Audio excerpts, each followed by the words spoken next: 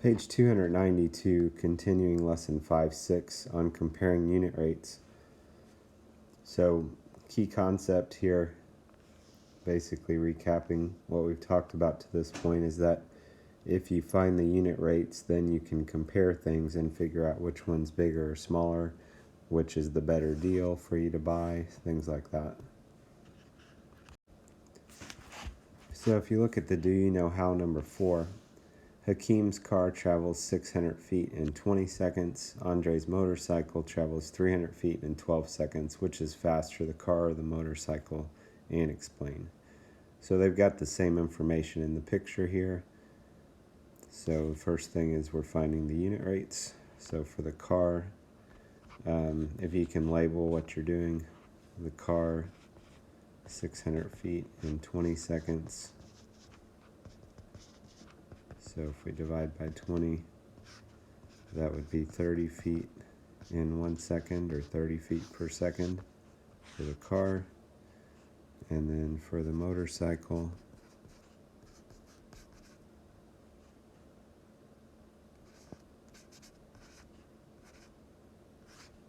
it's 300 feet in 12 seconds. So divide by 12. And that will come out to 25 feet per second. So that's finding the unit rates. Now we can compare them. Obviously 30 is greater than 25. So we could say the car is faster. Okay, so to be specific, you'd say the car is faster since 30 is greater than 25.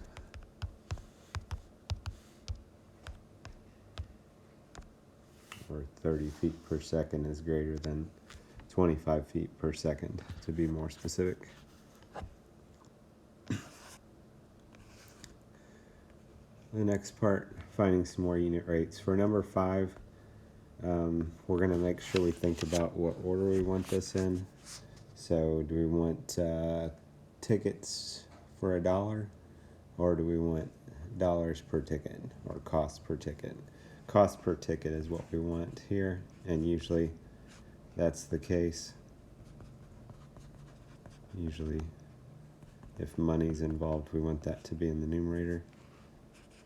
Divide by 7, so that would be $8 per ticket.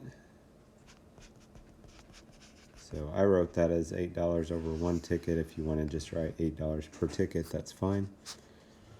Number 6.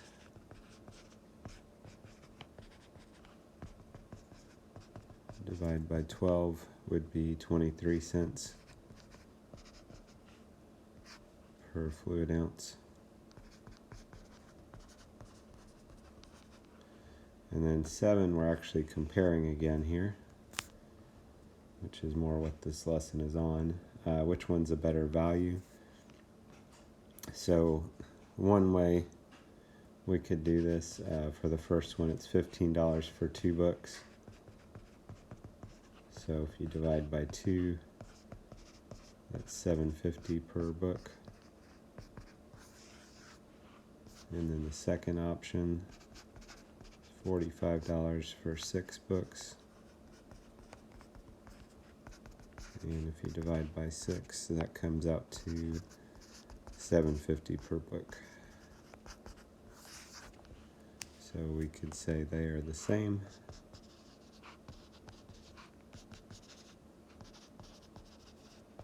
There's other ways we could have done this.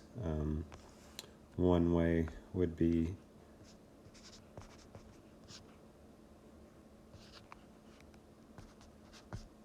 kind of like getting a common denominator. So since the 2, we can get the 2 to be a 6, we could multiply these by 3, and that would be $45 for 6 books, and then you can see that those are equal.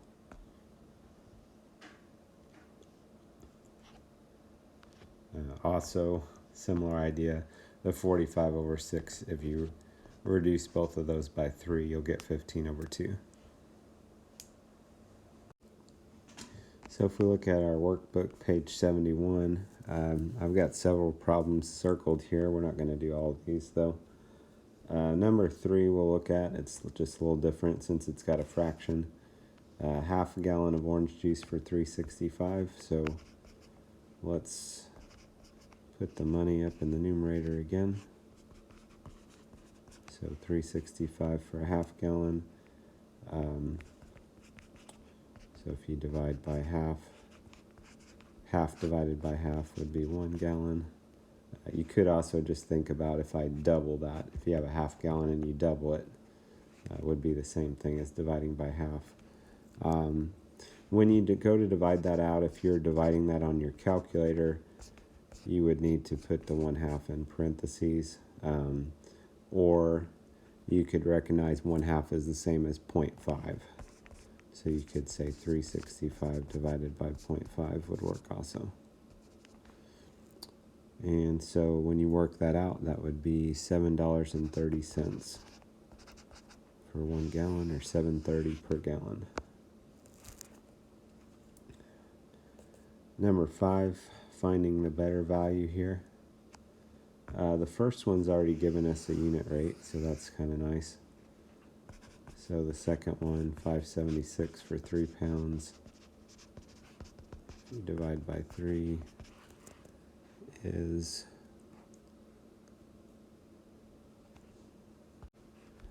$1.92 per pound. So we've got the unit rates now. We just have to tell which one's the better value. So now we could say 3 pounds for 5.76 is the better value.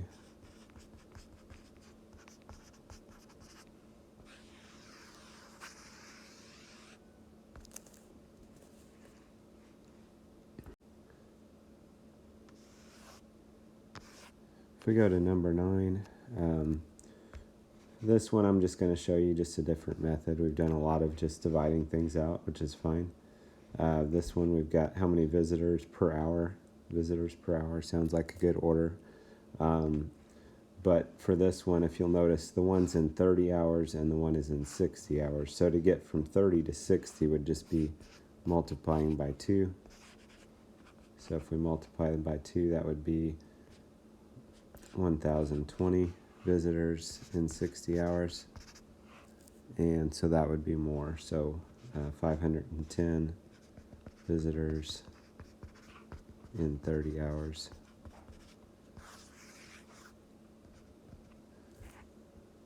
Would have the greater rate. And number 11. This one, the numbers may not work quite as good, so you could just divide those out if you want. So for the first one, if you divide those by 90, that would be 12 labels per sheet. And then the second one,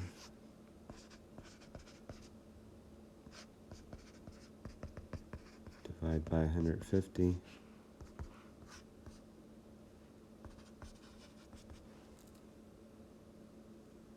That is 15 labels per sheet. So the greater one would be the 2,250 labels and 150 sheets.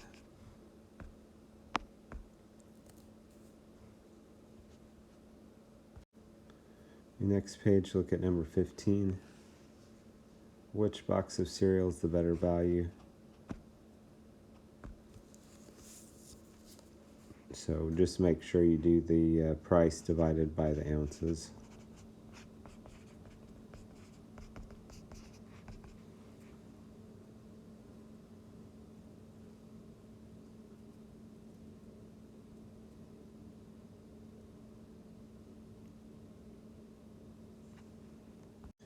Divide that out would be 22 cents per ounce.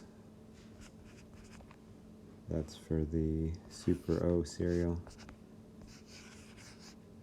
And then Crunchy O's, Do 480 divided by 24. And like I said, you can really just divide it out, the cost by the ounces, if you know that's going to happen. That's 20 cents per ounce. A lot of the problems we've talked about to this point, it's talked about which one's the greater, which one's greater. This one, which is the better value. So the better value is like which one is cheaper. And so this one, the Crunchios, would be the better value.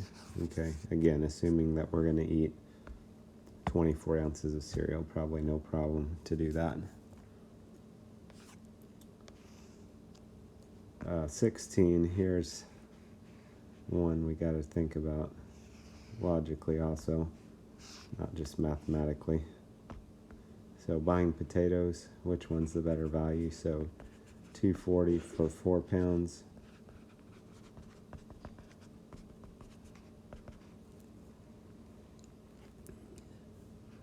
That would be 60 cents per pound. And then the other one, $5.20 for 10 pounds.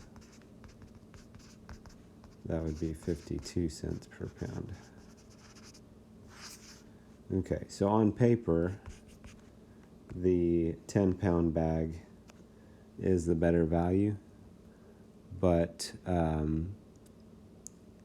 it's going to depend on how much we're going to eat the potatoes. You know, if we're not going to use that much potatoes, if they're going to go bad before we actually use them, you know, even though it's costs less per pound to get the 10-pound bag, it might actually be and this is what the book's saying here, explain when a wiser purchase may not be the better value. Okay, so even though, you know, the better value technically is the 10-pound bag, you know, if we're not going to use it, it might be wiser just to get the 4 pounds instead of, if they go bad and then we end up throwing away however much, then that's, we didn't come out ahead that way. Number 18, we've got 3 people we're comparing.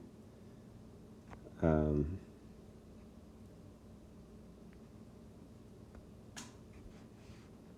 Deanna ran 462 miles. Her weekly mileage rate was greater than Pavel's, but less than Alberto's.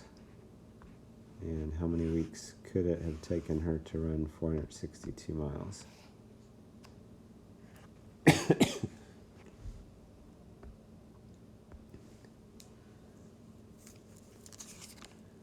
So for Pavel, we could take 672 divided by 21 would tell us how many miles per week, which would be 32 miles per week. Deanna, we don't know. Alberto, we could do 420 divided by 12, which would be 35 miles per week.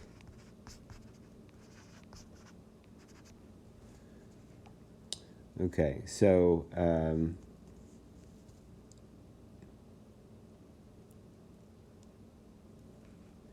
we know Deanna's is between 32 and 35 miles per week. So, you know, example, maybe it's 33, maybe it's 34. So let's just act like if it's 33. So we're saying, you know, 462 divided by something equals 33. With our fact families, with dividing, you know, kind of like, you know, 12 divided by 3 is 4, 12 divided by 4 is 3. We can swap those around and figure out the other number. So if you did 462 divided by 33, then you would get 14. So if this was 33, which works with what they're telling us, so if it's 33 miles per week, this would be 14 weeks that she trained for. Okay, and you know, there's other answers that work. Like I said, if you did 34 miles a week, that's fine. You could do 34.9 technically would work. So whatever you want to do there, as long as it's in between those numbers. Finally, look at number 19. Office supply store sells packs of pens. Find the unit price for each pack and complete the table to identify the best value. Once again, we just have to recognize here that we need to do the price divided by the number of pens. Make sure you do it in that order. We want price per pen. We don't want pen per price or pens per dollar. So this first one, if you divide that out, would be 97 cents. The second one would be 95 cents. The third one would be 98 cents. And the last one is 96 cents. So it looks like 12 pens for $11.20 is the winner here. So we could just make a sentence, 12 pens for $11.40 is the best value. So this gives you an idea of how to compare unit rates. Have a good day.